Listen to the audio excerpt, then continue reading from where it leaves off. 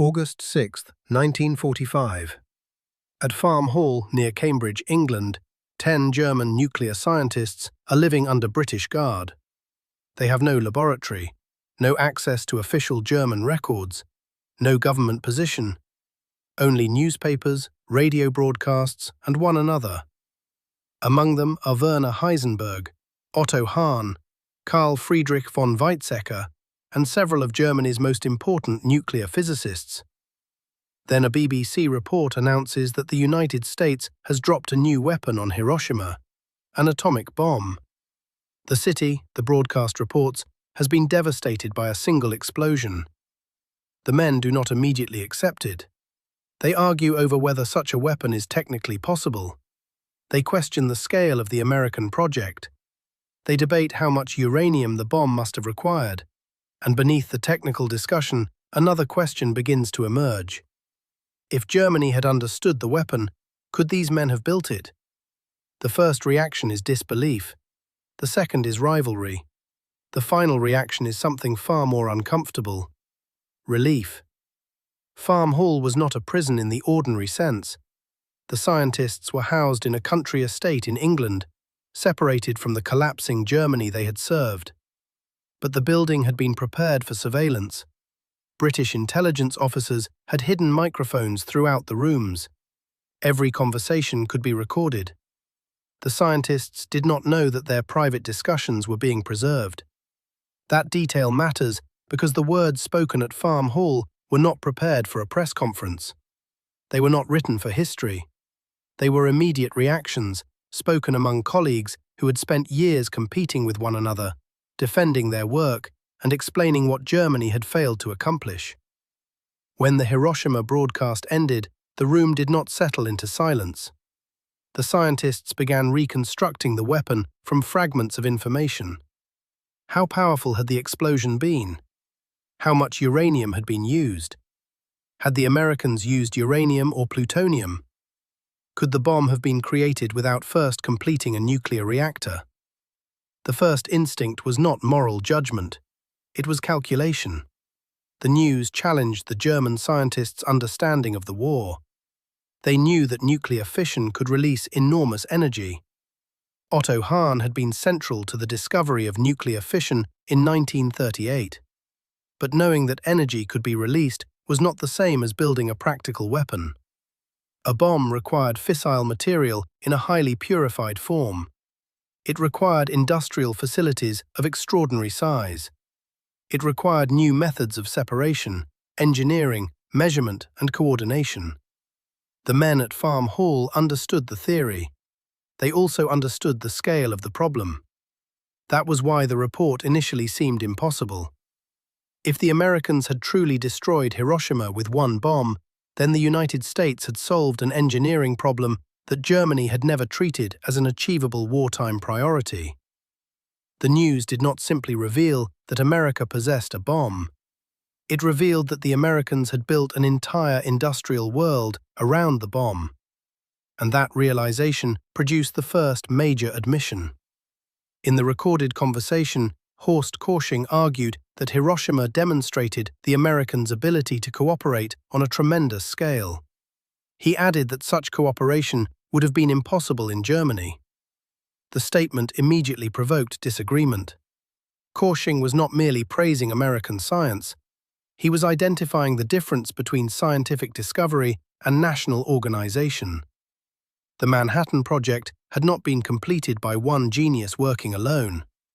It required universities, laboratories, factories, engineers, military planners, construction crews, transport networks, and thousands of specialized workers. The German scientists had access to brilliant researchers. What they lacked was a comparable national structure devoted to one long-term objective. Germany's wartime institutions were divided among rival agencies. Military officials demanded immediate results. Scientific organizations competed for influence. Resources were dispersed across weapons programs, and the regime's priorities changed whenever the battlefield changed. The Americans, by contrast, had protected the atomic project from ordinary military delays. Its scale was concealed. Its personnel were compartmentalized. Its industrial demands were accepted because the project was treated as a potential war-ending weapon. The scientists at Farm Hall recognized that the bomb was not only a triumph of physics, it was a triumph of coordination. Otto Hahn's reaction was different. For Hahn, the news was not an abstract technical achievement. He had helped discover the process that made nuclear weapons possible. The scientific discovery had begun in a German laboratory. Now the result had been used against a city. The transcript records Hahn expressing gratitude that the German scientists had not succeeded in building such a weapon. That statement carried several meanings at once. It could be read as a moral response. It could also be understood as personal relief. Hahn had spent the war inside a system that had mobilized science for destruction. He had not built the bomb, but the discovery associated with his work had become part of the most destructive weapon ever used in war. The distinction between discovery and application offered no simple comfort. A scientist could discover a process without designing a weapon. A government could transform that discovery into an instrument of mass destruction. But once the transformation had occurred, the original researchers could no longer pretend that scientific knowledge existed outside history. Hahn's relief was genuine, yet it was not the same as innocence.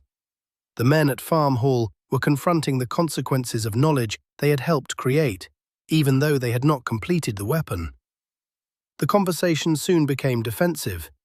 Why had Germany failed? Was the reason technical, political, financial, or moral?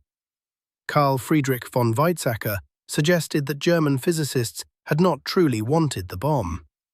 At one point, he claimed that if they had wanted Germany to win the war, they would have succeeded. That was a powerful statement. It was also an attempt to place responsibility in the realm of personal choice. According to this interpretation, the German scientists had recognized the danger and quietly refused to pursue the weapon with full commitment. The claim allowed them to see themselves not as defeated researchers, but as men who had deliberately avoided creating a catastrophe. Other scientists did not accept the explanation completely. Otto Hahn rejected the idea that the group could simply have succeeded if it had chosen to do so. The argument exposed a deep tension. The scientists wanted to claim moral credit for not producing a bomb, but they also wanted to explain their failure as a deliberate decision rather than as a consequence of limited resources, fragmented leadership, and incomplete technical understanding. The difference mattered. If they had been unable to build the weapon, then Germany's failure was largely institutional and technical. If they had chosen not to build it, then their failure could be presented as an act of conscience. The Farm Hall discussion moved between both explanations. Werner Heisenberg offered a more complicated position. He explained that he had believed a uranium reactor was possible, but he said he had never believed that Germany would build an atomic bomb during the war. He also admitted that privately, he was glad the objective had remained a reactor rather than a bomb. This distinction was central to the German nuclear program. A reactor could sustain a controlled chain reaction. A bomb required a rapid, uncontrolled release of energy. The scientific principles were related. The engineering demands were not. The reactor could produce energy or create materials useful for further research. The bomb required a massive industrial program and a decision to pursue it as a weapon. Heisenberg's statement suggested that he had understood the reactor as a realistic scientific objective, while regarding the bomb as impractical, unlikely, or morally unacceptable. Exactly how much he understood during the war remains a subject of historical debate. But the Farm Hall transcript captures his position in August 1945. He insisted that he had never believed Germany would complete a bomb, and he said he had been glad that it had not. The statement sounded like relief. It also sounded like an argument prepared under pressure. The scientists then confronted the question of whether they had possessed the moral courage to recommend a bomb project to the German government. Heisenberg said they had not. The remark was important because it moved the conversation away from technical impossibility. A bomb program required political sponsorship. It required thousands of workers. It required factories, uranium separation, funding, secrecy, and years of uninterrupted effort. Germany had devoted enormous resources to rockets, aircraft, tanks, and conventional weapons. But it had not committed comparable resources to an atomic bomb. The scientists understood that they had never asked the state to do so on the scale required. They had not demanded a workforce of tens of thousands for a weapon that might not be completed before the war ended. That decision could be described as prudence. It could also be described as a moral refusal. The farm hall scientists did not settle the distinction. They spoke as men trying to determine whether their conduct had been wise, cowardly, principled, or merely irrelevant. Hiroshima had forced them to answer for a project they had never fully pursued, and no explanation could remove the uncertainty. Near the end of the discussion, Karl Wirtz summarized the contrast in a single sentence.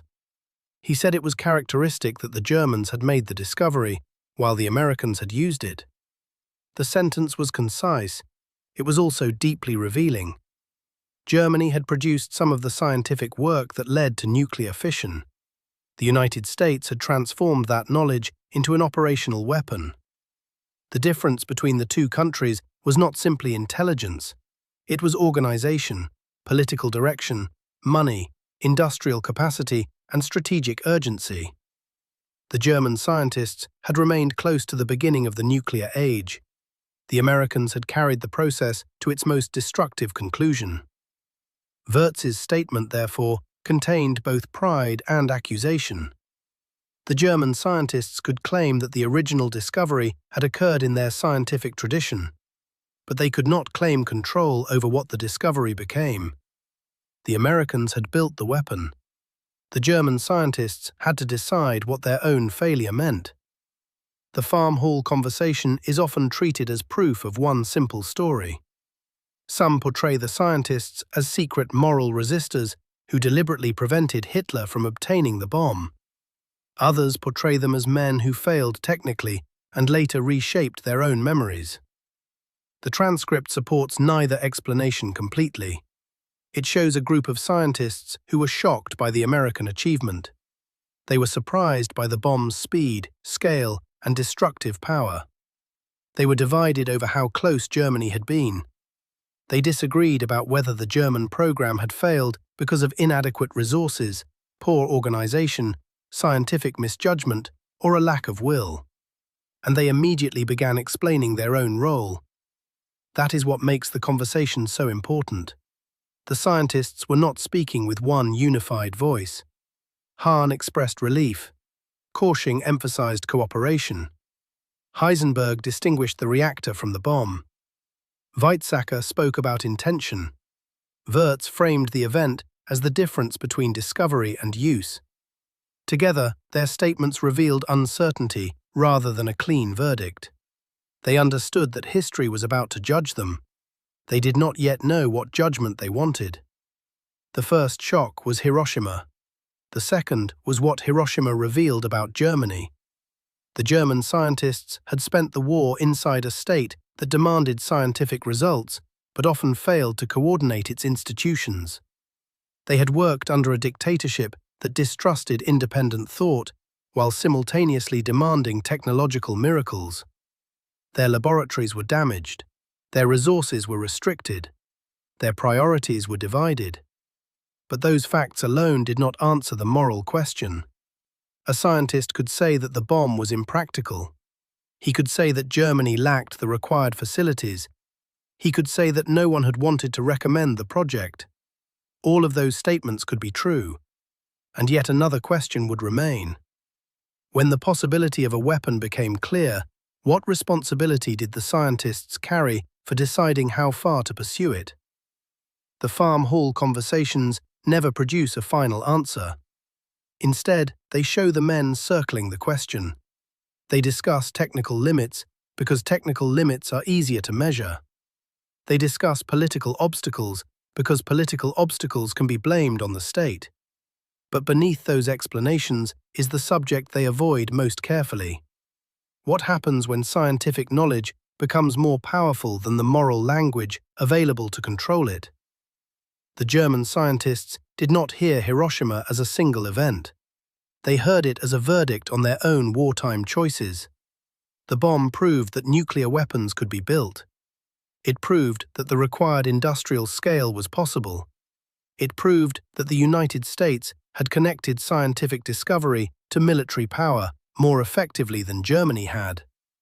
But it did not prove that every German scientist had secretly been willing to build a bomb. Nor did it prove that every scientist had consciously resisted one. The transcript is more uncomfortable than either story. It shows men who understood the danger, but did not all explain their decisions in the same way. Some expressed relief. Some defended their competence. Some emphasized political failure. Some argued that they had not truly wanted success. And some appeared to be doing all of these things at once. That is the real significance of Farm Hall. The men were not simply asked whether they could build a bomb. They were forced to explain why they had not. And their answers revealed that the distance between inability and refusal was not always clear, even to themselves.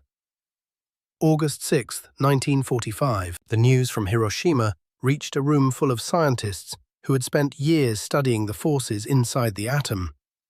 They understood that the world had changed. But their first words were not a declaration. They were an argument.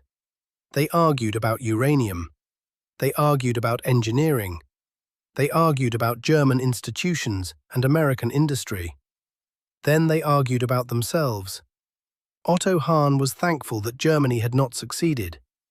Werner Heisenberg said he had been glad that the goal had remained a reactor. Others insisted that Germany had lacked the organization required to build the weapon. Still, no explicit admission settled the matter. The record does not show a perfect circle of heroic resistance, nor does it show a group of willing architects of destruction. It shows scientists confronting the consequences of knowledge while trying to decide how much responsibility belonged to discovery, government, industry, and conscience. The Americans had built the bomb. The Germans had discovered the process that made it conceivable. But what the Farm Hall transcripts ultimately reveal is not only who succeeded. They reveal how quickly scientific achievement becomes a moral question once it is placed in the hands of a state. And on the night they heard about Hiroshima, the German scientists did not merely learn that America had created a weapon. They learned that history would now ask what they had chosen not to create.